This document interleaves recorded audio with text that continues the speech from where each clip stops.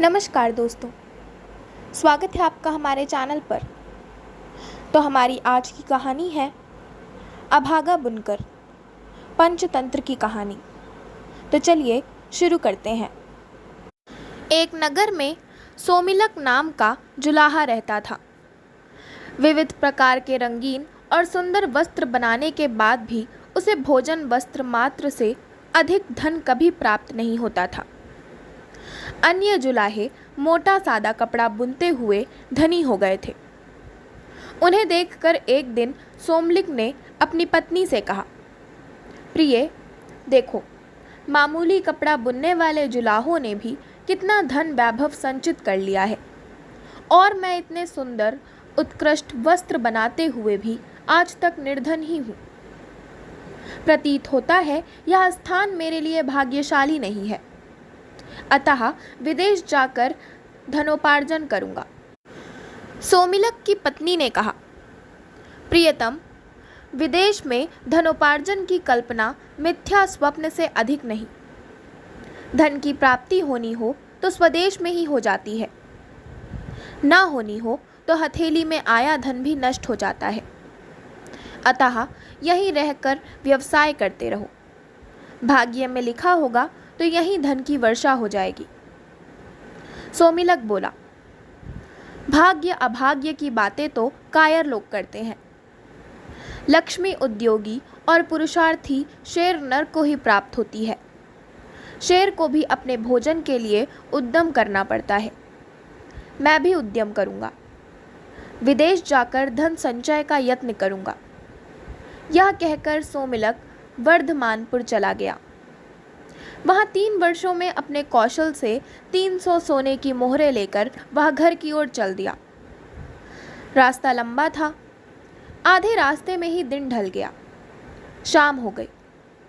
आसपास कोई घर नहीं था। एक मोटे वृक्ष की शाखा के ऊपर चढ़कर रात बिताई। सोते सोते स्वप्न आया कि 2 भयंकर आकृति के पुरुष आपस में बात कर रहे हैं। एक ने कहा, है पौरुष, तुझे क्या मालूम नहीं है कि सोमिलक के पास भोजन वस्त्र से अधिक धन नहीं रह सकता, तब तूने इसे 300 मोहरें क्यों दी? दूसरा बोला, हे भाग्य, मैं तो प्रत्येक पुरुषार्थी को एक बार उसका फल दूंगा ही। उसे उसके पास रहने देना या नहीं रहने देना तेरे अधीन है। स्वप्न के बाद सोमिलक की नींद खुली तो देखा कि मोहरों का पात्र खाली था। इतने कष्टों से संचित धन के इस तरह लुप्त हो जाने से सोमिलक बड़ा दुखी हुआ और सोचने लगा, अपनी पत्नी को कौन सा मुख दिखाऊंगा, मित्र क्या कहेंगे। यह सोचकर वह फिर वर्धमानपुर को ही वापस आ गया। वहां दिन रात घोर परिश्रम करके उसने वर्ष भर में ही 500 मोहरें जमा कर लीं। उन्हें लेकर वह घर की ओर जा रहा था कि फिर आधे रास्ते में रात पड़ गई। इस बार वह सोने के लिए ठहरा नहीं, चलता ही गया। किंतु चलते चलते ही उसने फिर उन दोनों पौरुष और भाग्य को पहले की तरह बातचीत करते सुना। भाग्य ने फिर कहा, हे पौरुष, क्या तुझे मालूम नहीं कि सोमिलक के पास भोजन वस्त्र से अधिक धन नहीं रह सकता, तब उसे तूने 500 मोहरें क्यों दी? पौरुष ने वही उत्तर दिया, हे भाग्य, मैं तो प्रत्येक व्यवसायी को एक बार उसका फल दूंगा ही। इससे आगे तेरे अधीन है कि उसके पास रहने दे या छीन ले। इस बातचीत के बाद सोमिलक ने जब अपनी मोहरों वाली गठरी देखी तो वह मोहरों से खाली थी। इस तरह 2 बार खाली हाथ होकर सोमिलक का मन बहुत दुखी हुआ। उसने सोचा, इस धनहीन जीवन से तो मृत्यु ही अच्छी है। आज इस वृक्ष की टहनी से रस्सी बांधकर उस पर लटक जाता हूँ और यहीं प्राण दे देता हूँ। गले में फंदा लगा। उसे टहनी से बांधकर जब वह लटकने ही वाला था कि उसे आकाशवाणी हुई, सोमिलक, ऐसा दुस्साहस मत कर। मैंने ही तेरा धन चुराया है। तेरे भाग्य में भोजन वस्त्र मात्र से अधिक धन का उपभोग नहीं लिखा। व्यर्थ के धन संचय में अपनी शक्तियां नष्ट मत कर। घर जाकर सुख से रह। तेरे साहस से तो मैं प्रसन्न हूँ। तू चाहे तो एक वरदान मांग ले, मैं तेरी इच्छा पूरी करूँगा। सोमिलक ने कहा, मुझे वरदान में प्रचुर धन दे दो। अदृष्ट देवता ने उत्तर दिया, धन का क्या उपयोग, तेरे भाग्य में उसका उपभोग नहीं है। भोग रहित धन को लेकर क्या करेगा। सोमिलक तो धन का भूखा था, बोला, भोग हो या ना हो, मुझे धन ही चाहिए। बिना उपयोग या उपभोग के भी धन की बड़ी महिमा है। संसार में वही पूज्य माना जाता है जिसके पास धन का संचय हो। कृपण और अकुलीन भी समाज में आदर पाते हैं।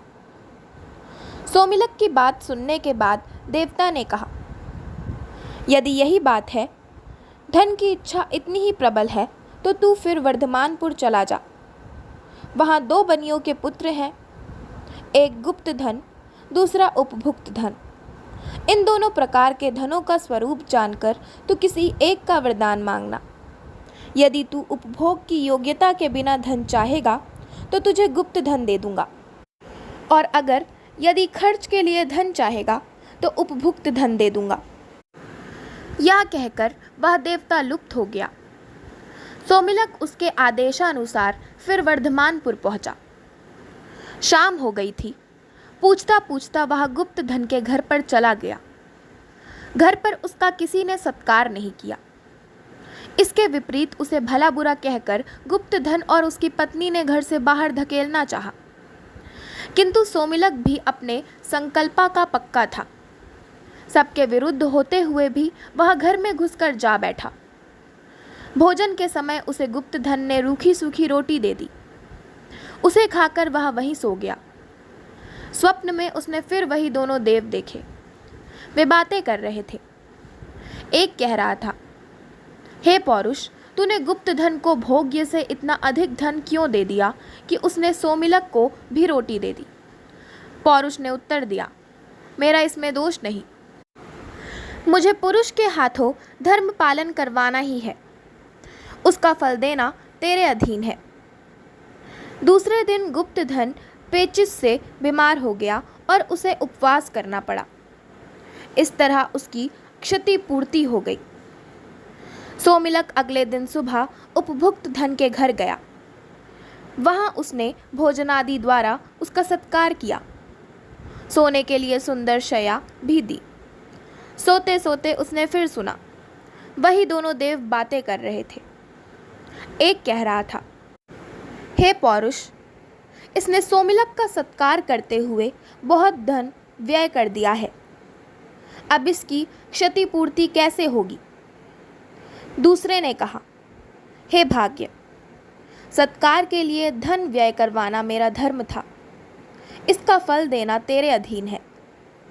सुबह होने पर सोमिलक ने देखा कि राज दरबार से एक राजपुरुष राजप्रसाद के रूप में धन की भेंट लाकर उपभुक्त धन को दे रहा था।